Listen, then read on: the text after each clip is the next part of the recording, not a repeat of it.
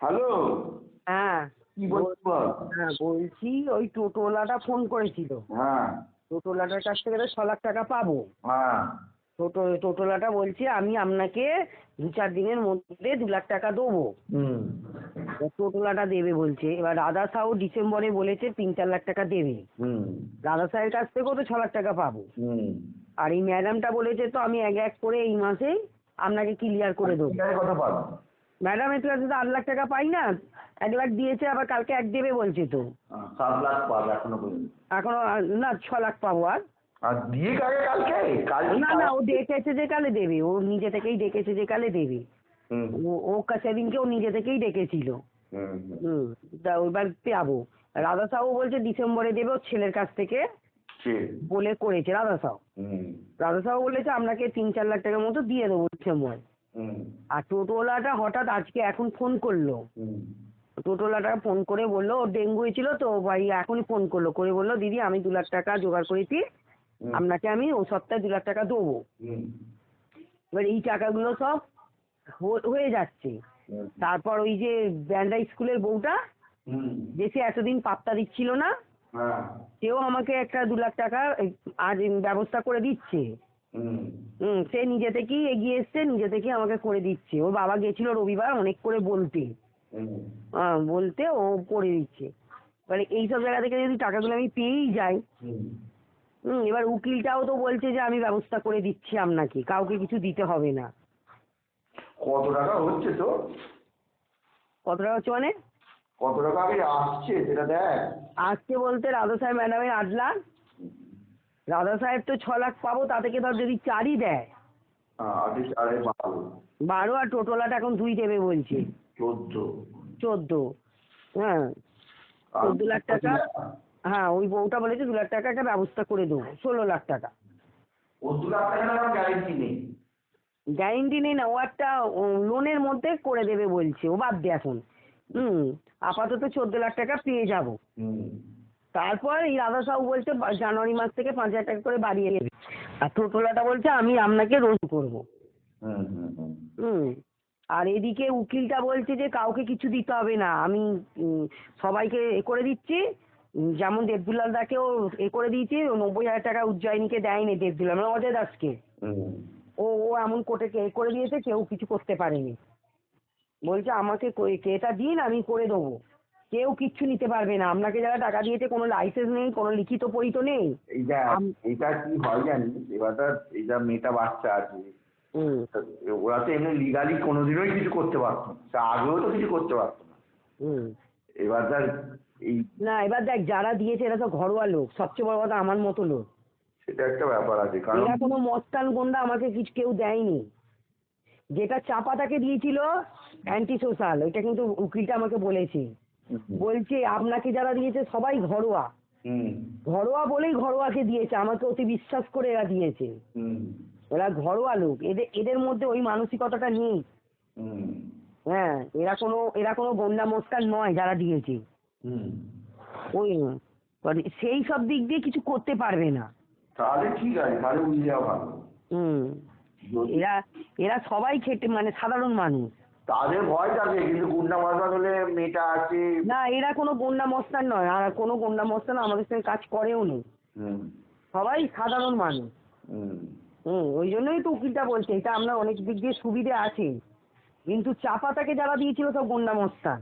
হুম। সে খারাপ লোক সে। হ্যাঁ হ্যাঁ, বলছে এগুলো সব ঘরোয়া মানুষ, যে কোনো মানুষই সব ঘরোয়া। কি মুসলমান বউ বলছিল? মুসলমান বউটা আবার কি? ওই যে একজন দিয়েছে, ওই সুব্রানাথকে দিয়েছিল, ওই যে পূজার মা জানে, পূজার মা সেদিনকে খুব চেঁচিয়েছিল ওর উপরে। আচ্ছা আচ্ছা। পূজার মা জানে ওটা ওটা ও সরাসরি ওকে দিয়েছিল। হুম। দিয়ে সেদিনকে আমাদের ঘরে এসেছিল, ওইটাই পূজার মা ওর সঙ্গে হইয়াই করেছিল, তারপর থেকে আমাদের ঘরে আসে। তাহলে আর চেনারা কারা? দুটো তো আছে, ও দুটো হ্যাঁ নাম বললো, আরো আছে তো চেনারা। হ্যাঁ, ওদের সব বলছে আগে ডিসেম্বর মাসে এই দুটোকে করে দিই, হুম তারপরে আস্তে আস্তে করবো, তারপর জানুয়ারি মাসে আর ওই 2-4টেকে করি। আমার দেনাদার কেউই নয়, সব ওই বউটাকে ঢুকিয়েছে। বলছে আপনার সব সুবিধে আছে, আপনি কেন বোকামি করছেন, সব এমনকি ফোনে আমার রেকর্ডও আছে, ওই বউটাকে সবাই টাকা দিয়েছে।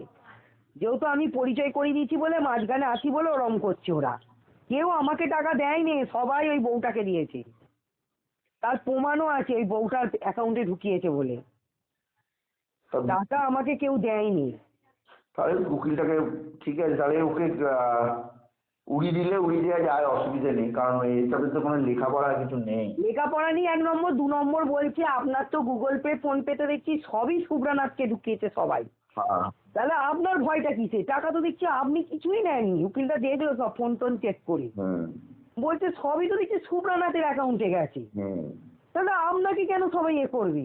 হ্যাঁ, আপনি একটা মাধ্যম ছিলেন, হুম সেটা ঠিক আছে। বলছে সব ব্যাংকে অ্যাকাউন্ট করতে গেলে মাধ্যম দরকার লাগে। উকিলটা ওইটাই বলছে, বলছে সবই তো দেখছি সবাই টাকা ওকে ঢুকিয়েছে। আপনি তো কিছুই নেননি দেখছি। তো উকিলটাকে বললাম, আমি যে আমি যেটা ছোট ছোট রেকারিং এর কাজ করেছিলাম আমি লোকের কাছ থেকে পাই, হুম তারা আমার সঙ্গে ভদ্র ব্যবহারই করছে, সবাই নিজে থেকেই সবাই সব দিয়ে দিচ্ছে। ওটা আমার রেকারিং এর কারবার ছিল। হুম কিন্তু এই সুদের কারবারে আমি কাউকে কোনো টাকা আমি নিইনি, সব ওই বউটা নিয়েছে, শুভ্রানাথ নিয়েছে। হুম নিয়ে উকিলটা বলছে যে এটা তো তাহলে আরো ভালো জিনিস, আপনার তো দেখছি অ্যাকাউন্ট চেক করলো, হুম এমনকি লাস্টে ব্যাংকের লোকগুলো সব ওকে টাকা ঢুকিয়েছে, সেটাও প্রমাণ হয়ে গেছে।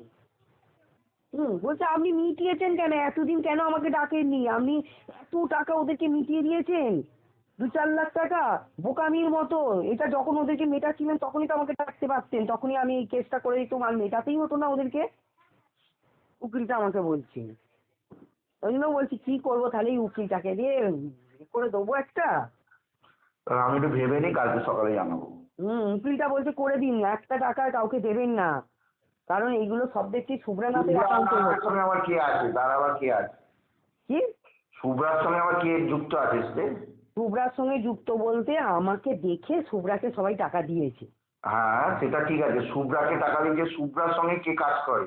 এই তো ব্যাংকের লোকটাকে আমি পরিচয় করে দিয়েছিলাম, তুই ব্যাংকের লোকগুলোর সঙ্গে। তোর সে আগের কেনাগুলো সব ছুটে গেছে? আগের দেনাগুলো সব সুদে গেছে। খালি হ্যাঁ, ওগুলো তো আমি বললাম না, আবার পুজোর সময় সব সুদে যাবে।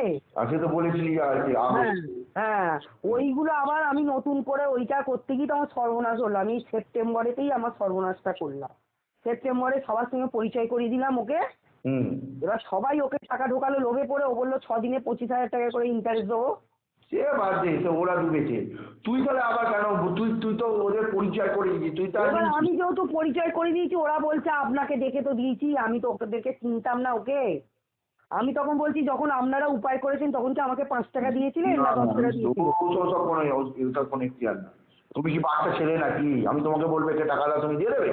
ওইটাই আমার সঙ্গে অশান্তি করছে ওরা, যে আপনাকে চিনেই দিয়েছি তাহলে আপনি না, কেন? ওসব বাজে কথা বাদ দাও, সেটা উকিল ওটাই বলছে, উকিল বলছে যে ওদের লাইসেন্স নিয়ে 1 নম্বর 2 নম্বর আপনাকে টাকা দেয়নি, আপনি কেন বোকার মতো ফ্ল্যাট বিক্রি করে ও ও টাকা নিয়ে লুটে নিল, আর আপনি ফ্ল্যাট বিক্রি করে লোককে দেনা মেটাবেন, এই আবার কি কথা? না না না। উকিল ওটাই বলছে। ঠিক এবার আছে। এবার আমি দেখেছি আমি বাজারে রেকারিং থেকে যে টাকাগুলো পাই হ্যাঁ। সেগুলো সুদের বল, হ্যাঁ, ও যাদের যাদের নিয়েছি টুকিটাকি সব মিটে যাবে। হুম এবার ফ্ল্যাটটা আমি কি করে ওই যে শুভ্রাকে যে টাকাগুলো ঢুকেছে ওইগুলো মানে পরে সে ঘরে মোচ চালাতে হচ্ছে আমাকে। হুম। না, টাকা দিবি না পরে। ওইটাই উকিল বলছে, বলছে এত কষ্ট করে আপনি এত কষ্ট করে একটা জিনিস তৈরি করেছেন সেটাকে বিক্রি করে দেবেন পরের জন্য? হুম বলছে পরের জন্য কেন এইসব করতে যাবেন আপনি? বলছে দেবদুলালদার দোকানটা আমি বিক্রি হতে দিতাম না, আমাকে যদি একবার শোনাতো উনি। বলছে ওনার বুকের হাড় ভেঙে যাচ্ছে, তো চা পাতাটা কেঁদে ফেলেছে আর কি। বলছে ওনার বুকের হাড় ভেঙে যাচ্ছে, দোকানটাকে কেন উনি বিক্রি করবে? বলছে আমি আটকাতাম। হুম। বলছে আমি আটকাতাম, আমাকে যদি একবার সত্যি কথাটা বলতো। বলছে উনি বলেনি নি আমাকে। আমাকে সেটাই উকিলটা বলছে, বলছে একদম ফ্ল্যাট বিক্রি করবেন না। আমি আমি বলছি সোমবার দিনকে সবাইকে আমি চিঠি পাঠাবো। হুম। বলছে আমি সবাইকে নাম ধরে ধরে সবাইকে একটা করে চিঠি দেবো, কোর্টের চিঠি দেবো।